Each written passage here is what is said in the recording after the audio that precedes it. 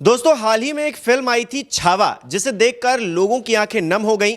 Cinema घरों से बाहर आए लोग बोलते दिखे, देश धर्म पर मिटने वाला शेर शिवा का छावा था, महापराक्रमी परम प्रतापी एक ही शंभू राजा था। लेकिन कुछ लोगों का मन इस फिल्म में दिखाई गई औरंगजेब की क्रूरता पर भी नहीं पसीजा। इन्हीं में से एक रहे अबू आजमी। सपा नेता का कहना है कि औरंगजेब क्रूर शासक नहीं था। उन्हीं के हां में हां मिलाते इमरान मसूद जैसे नेता भी आ गए। इमरान बोले, औरंगजेब इस देश का 49 साल बादशाह रहा है, वो आताताई कैसे हो सकता है। औरंगजेब का महिमा मंडन करने वाले ऐसे लोगों की कमी हिंदुस्तान में नहीं है। यह तब है जब उसकी क्रूरता के किस्से किसी से छिपे हुए नहीं है। ऐसे लोगों को अकबर जैसे शासक रास नहीं आते, क्योंकि वो मुगल शासकों में दूसरों की तुलना में थोड़े उदार रहे। ऐसे लोगों को रहीम, रसखान, जायसी, खान अब्दुल गफ्फार खान, अब्दुल हमीद, एपीजे अब्दुल कलाम जैसी शख्सियतें पसंद नहीं आती। इनके लिए औरंगजेब जैसा क्रूर शासक हीरो है, जिसने उन्माद से भरी अपनी मूर्खतापूर्ण नीतियों से मुगल शासन का ही बेड़ा गर्क कर दिया। निर्दयी औरंगजेब केवल मुगल शासन के पतन का कारण ही नहीं बना, बल्कि अपनी क्रूरता के चलते वो एक दुष्ट शासक के रूप में भी जाना गया। हिंदुस्तान में अक्सर औरंगजेब को लेकर बहस होती है, और इस बहस का अंत तभी हो सकता है जब इतिहास को खंगालकर औरंगजेब के असली चेहरे को सबके सामने रख दिया जाए। यह बात उन लोगों के लिए है जो छावा जैसी फिल्मों के फैक्ट्स को भी गलत बताते हैं।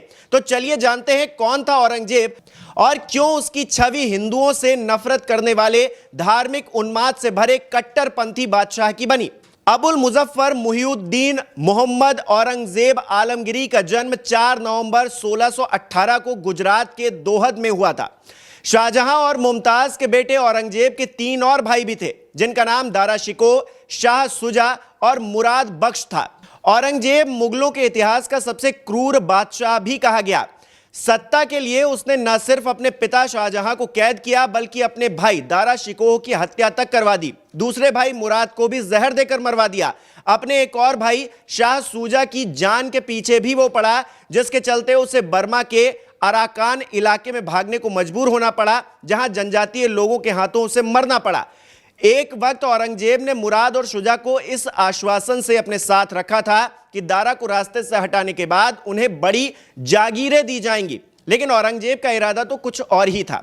अपने भाई दारा को भी औरंगजेब ने सबसे दर्दनाक मौत दी। उसने दिल्ली में दारा को पहले एक बूढ़े और मरियल हाथी पर बैठाकर सड़कों पर जुलूस निकाला। उसकी बेइज्जती करने के लिए उसे मैले कुचैले कपड़े पहनाकर उसके शरीर पर मिट्टी और कीचड़ फेंकवाया। सड़कों पर अपमानित करने के बाद कैद में औरंगजेब के सिपाहियों ने दारा का उसके बेटे के सामने ही बेरहमी से कत्ल किया और उसके कटे हुए सिर को धोकर औरंगजेब के सामने पेश किया, ताकि वो आश्वस्त हो सके कि उसका भाई मर चुका है। आखिर ऐसे क्रूर शासक का महिमा मंडन करने की बात कोई सोच भी कैसे सकता है। ऐसा शख्स जो सत्ता के लिए अपने पिता, अपने भाइयों तक को ना बख्शे, उसके लिए दूसरों की क्या ही अहमियत होगी, इस बात का अंदाजा सिर्फ इन्हीं फैक्ट से लगाया जा सकता है। सियासत के खातिर अबू आजमी और इमरान मसूद जैसे नेताओं का भी आज यही हाल है। उनकी प्रेरणा ही औरंगजेब जैसे लोग हैं। खैर, औरंगजेब के शासनकाल की अनगिनत जुल्म की कहानियां इतिहास के पन्नों में खून की स्याही से लिखी हुई हैं, उन्हें पढ़ लेना चाहिए। औरंगजेब ने ही गुरु तेग बहादुर और उनके 3 अनुयायियों भाई मती दास, सतीदास और दयाल दास को बेहद निर्ममता और खौफनाक तरीके से मारा। इनका दोष केवल इतना था कि इन्होंने इस्लाम अपनाने से इनकार कर दिया। औरंगजेब इसलिए भी कुख्यात है क्योंकि उसने तमाम बड़े और प्राचीन मंदिरों को ध्वस्त करवाया। वो औरंगजेब ही था जिसने काशी विश्वनाथ मंदिर, सोमनाथ मंदिर जैसे धार्मिक आस्था के केंद्रों को तोड़कर हिंदू भावनाओं को मिटा देने का घिनौना काम किया। हिंदुओं से जजिया वसूला, उन पर कई तरह की पाबंदियां लगवाई और उन्हें जबरन मुसलमान बनाने पर मजबूर करने जैसे तमाम कुकर्म भी औरंगजेब ने ही किए थे। दरअसल औरंगजेब का सपना पूरे भारतवर्ष पर एक छत्र राज करने का था। इसके लिए उसने इंसानियत को भी ताक पर रख दिया, लेकिन उसकी इच्छा फिर भी कभी पूरी नहीं हो सकी, क्योंकि उस आताताई के सामने शिवाजी महाराज जैसे महान सम्राट चट्टान बनकर खड़े हो गए।